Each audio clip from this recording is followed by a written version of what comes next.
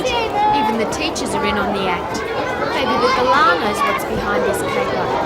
Ah, the poster on the wall reveals all. It's a treasure hunt in celebration of Book Week.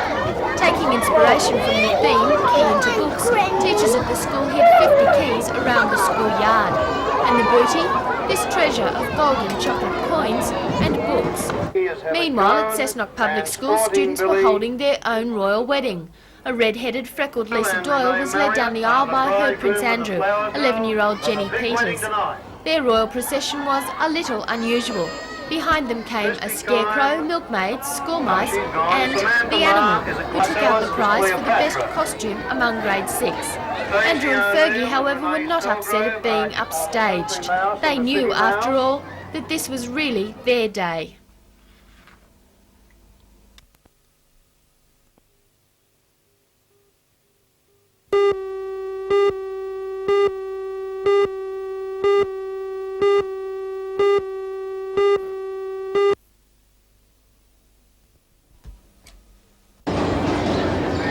Approximately 500 people marched through Newcastle this morning to commemorate the nuclear holocaust in Hiroshima 41 years ago. The procession was led by a giant dove made by Gabrielle O'Connor. She also made the hawk which tailed it. Most of the marchers rang bells as they walked, toning in the message, "Remember Hiroshima." At the rally in Civic Park, Annette Tubner of the People for Nuclear Disarmament Peace Group warned Novocastrians that nuclear-equipped ships from the US and British Navies may dock in Newcastle during major celebrations by the Royal Australian Navy in October. While the organisers of today's march were pleased with the turnout, they want others to join them. They say it's the willingness of individuals to stand up and be counted which, in the end, will contribute the most to achieving peace.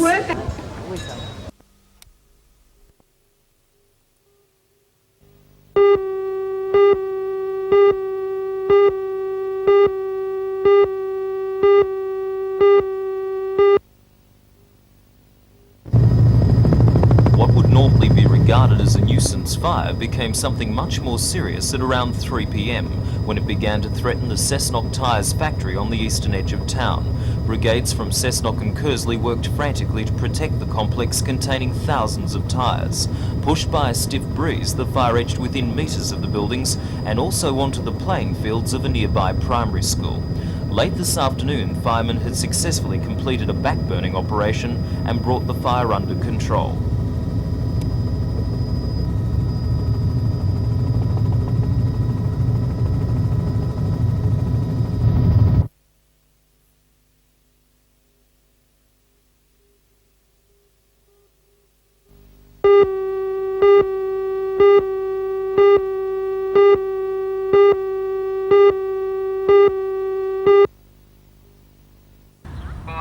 The meeting of residents is now a regular occurrence, but each week the chances of blocking the controversial project are becoming slimmer.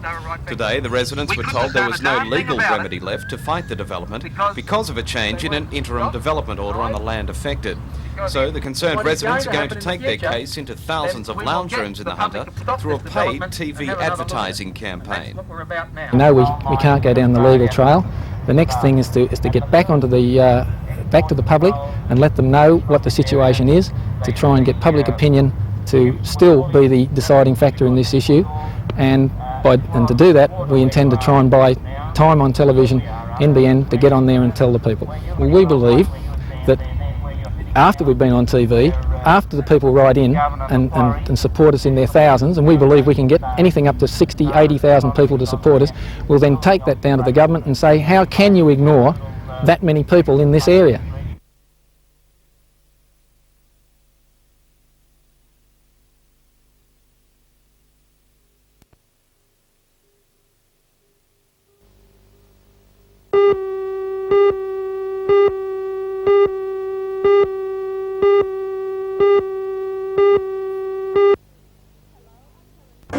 Hello, I'm Helen Hughes, and these are profiteroles, one of the many delights available at Charlestown Shopping Square during its winter food fair. For the Epicureans amongst us, the fair will run every day this week. Join Ray Deneen and John Church for all the news tonight at 6.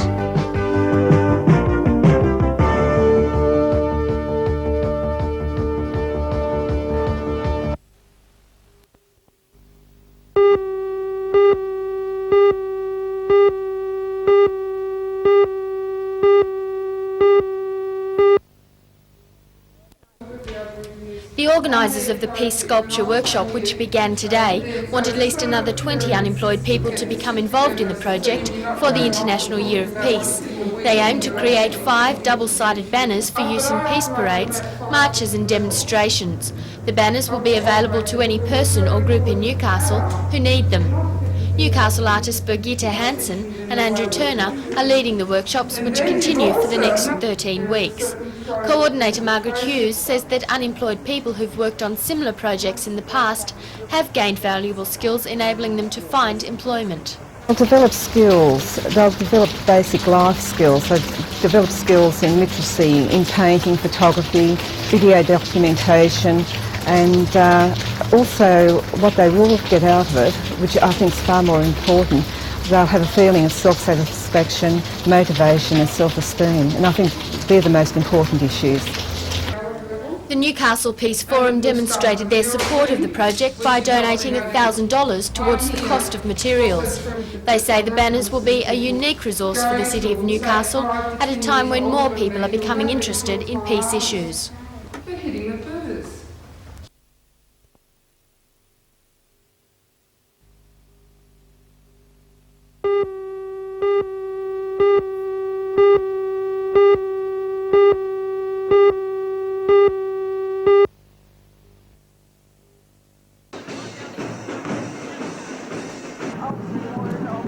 Since the festival's inception 26 years ago, one of its biggest draw cards, the Tyre Parade, has undergone many changes.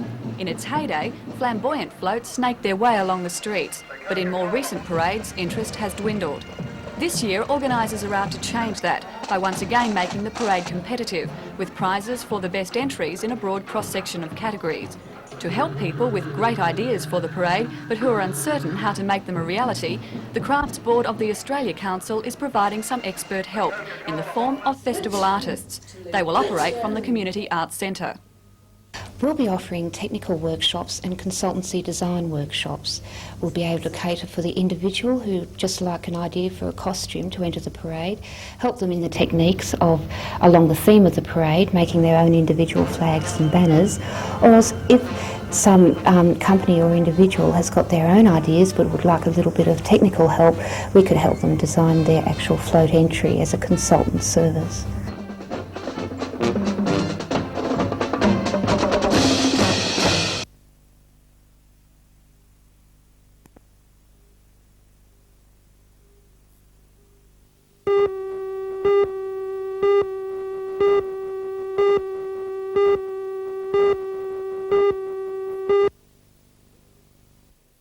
The leader of the independence group is John Tate, a sacked alderman and a disillusioned member of the Citizens Group.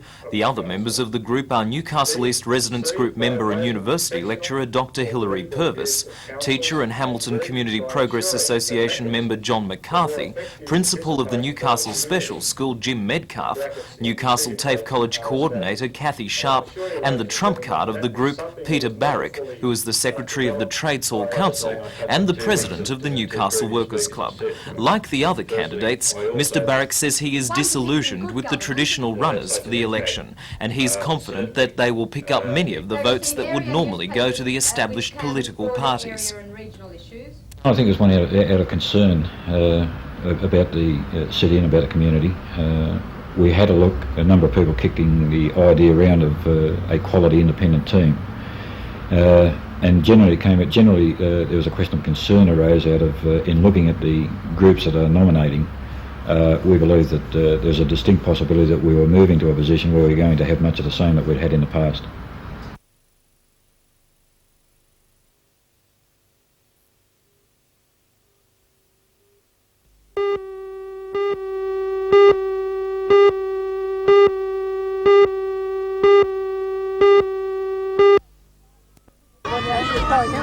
The visiting Americans have not enjoyed the best of Australian weather, as the seat of their pants ball witnessed today. But in this game against the Newcastle under-19 team, they had the upper hand. The fast pitching of Erica Ostergaard and good fielding saw them take up the game with a 6-0 win. It wasn't enough, however, to make them champion team for the day. That honour went to the Newcastle Open team. Today's tournament completed a 2-week visit by the Americans under the Australian-American Cultural Exchange. They say there's little difference between the way the two nations play softball, but they'll be glad to return to the sunny skies of California.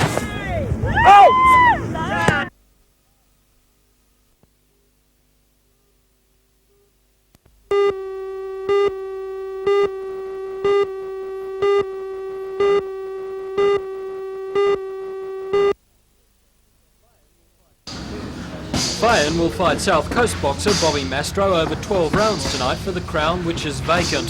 Bayern in the brown is the state featherweight champion and is ranked 6th in the Commonwealth. He's regarded as a big hitter, and his record of 8 knockouts from 15 pro fights is proof of that. Bayern's trainer, Wal Bentley, is expecting a big fight. I think it'll be the best fight of the year in Newcastle anyway.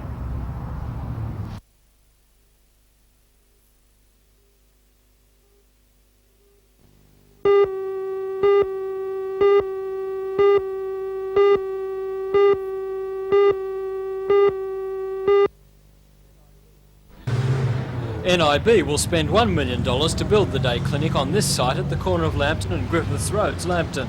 The centre will be equipped with 2 operating theatres, 12 recovery beds, and should be operational by early next year. The centre will be only the 3rd of its kind in this state and the first to be operated by a health fund.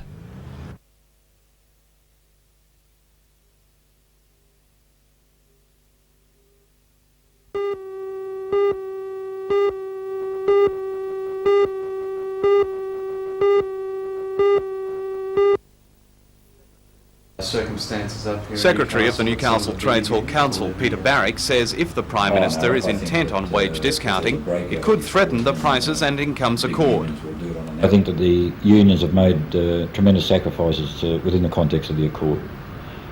Come next year, when the wage hearing comes up and the government contravenes its undertaking within the terms of the Accord and seeks discounting on wages, then I would anticipate that there will be a serious breakout from unions' commitments to the Accord.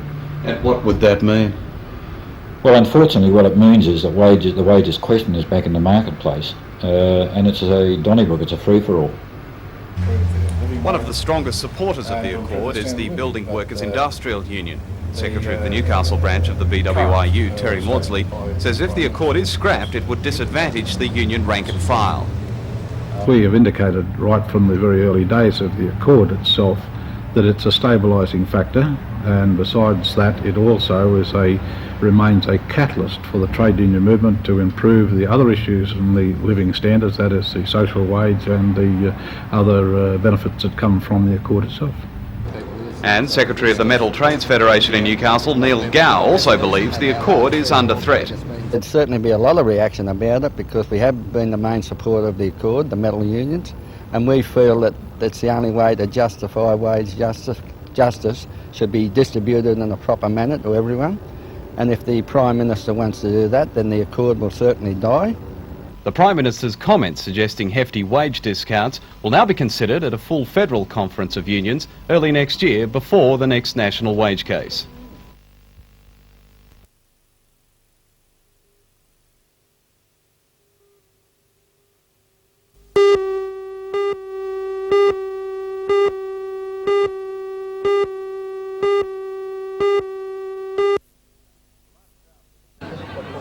The large crowd took advantage of the winter sunshine after last week's rain to watch the running of the feature event, the 14th annual AHA Cup, with prize money of $10,000. The race, which was dominated by Rose Hill-trained All Chant, ridden by Bruce Compton. They've got 300 to go and All Chant's well clear. Mighty's Effort to second, Blazing Cotton third, and then Reigning Ruler followed behind them by Coble and LA Triumph. 150 to go. It's All Chant in front, Blazing Cotton 2 lengths away, coming home well. On the outside, Mighty's Effort, but All Chant 50 to go's in front. They won't pick him up, and All Chant a great run by the top weight, 2 lengths to Blazing Cotton. I think LA Triumph might have just got After the race, the chairman of the board of directors of the NJC, Dr. Kevin Johns, says he was pleased with the success of the midweek meeting. Financially, they're our lifeblood. We lose on all our Saturday public holiday meetings, but we can hold our own because of the midweek, where we get the only racing in the state. We get our incentives, and that's where we are able to balance our budget. And the question of televising races now in the clubs, what's the state of play there? Well, we would be very sorry to see it unrestricted, televising into clubs and pubs. We are quite happy with the offer we were given by Superstation to televise only into registered clubs, RCAs, where they had club tab, which of course is another increase in our income. But to have unrestricted television into hotels, etc., would sadden us, would lessen our attendances, and we'd get fewer people through the gate, and we would lose a lot of the atmosphere of racing without people on course.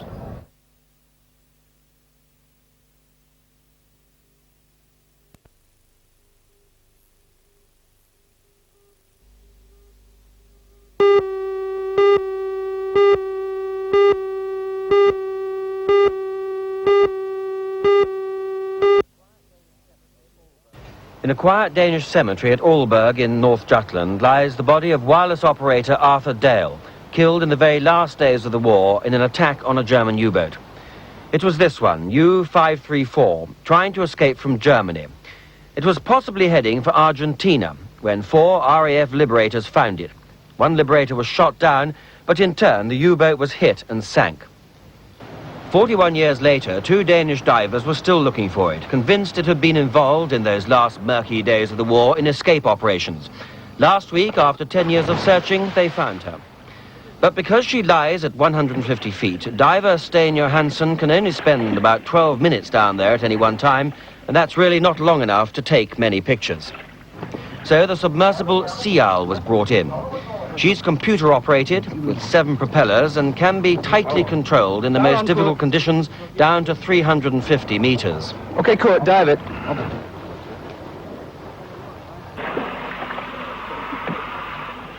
At about 150 feet, she passed old fishing nets which had been caught on the hull of the submarine. She crept along the deck, the wooden planking long since rotted away.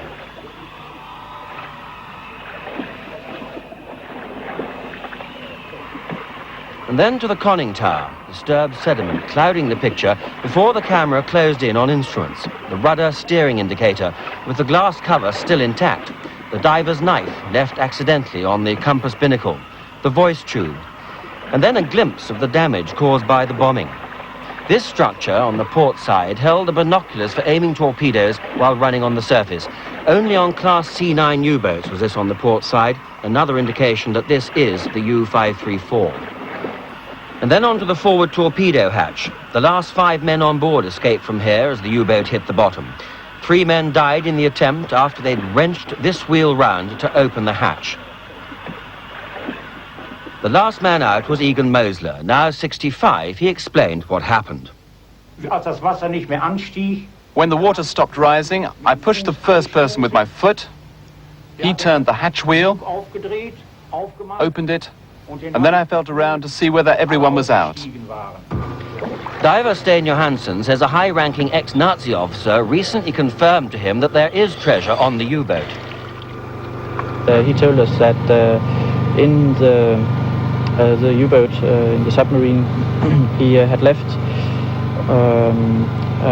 a package with stolen gold in it and with a stolen German cross, Ritterkreuz, and with diamonds in it.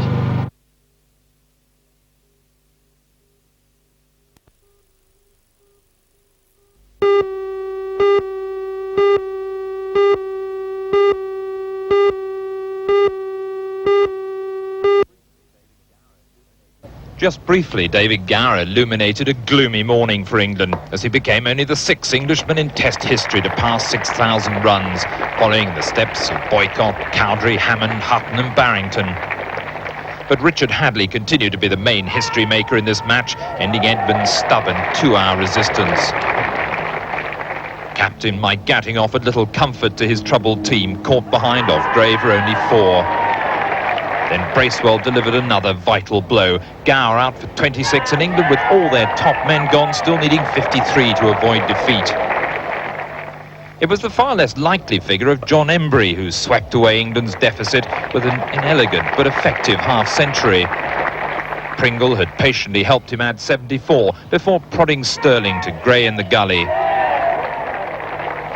Then Hadley, armed with the new ball, finished Embry's great rescue act, caught by Martin Crowe for 75, by far his highest Test score. Small and French held up New Zealand a little longer until Hadley completed a 10-wicket haul for the 7th time to equal the Test record. New Zealand's target just 74 to win, but Small soon had Jeff Crowe leg before, and Embry outwitted Wright to ensure victory wasn't a total formality. But Martin Crowe, with a confident 48, aided by his captain Coney, led New Zealand safely on to only their 2nd victory over England in this country. Mike Gatting was left to contemplate another disappointing defeat and yet more calls for the return of Ian Botham.